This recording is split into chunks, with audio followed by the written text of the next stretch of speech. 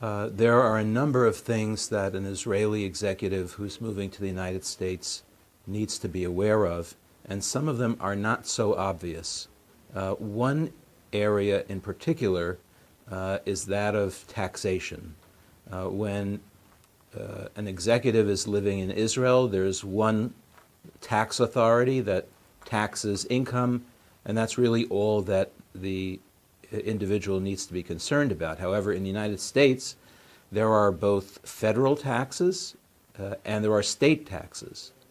And as an example, we recently represented a top 10 women's tennis star who lived all of her life in Florida, but about 7 or 8 years ago built a very big home in California.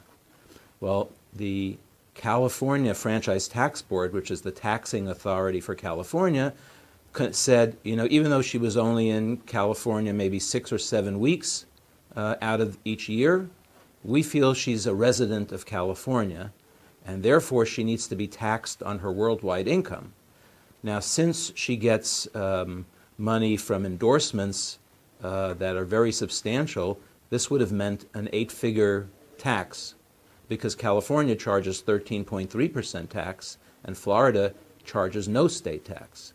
And so an executive moving from Israel to the United States, first and foremost, should see if there's any choice in figuring out where he or she can live and work, because if that executive chooses New York City, let's say, or California, the taxes are going to be exorbitant, and the executive might not have focused on that when figuring out how much compensation he or she was getting and how much he would get net of taxes.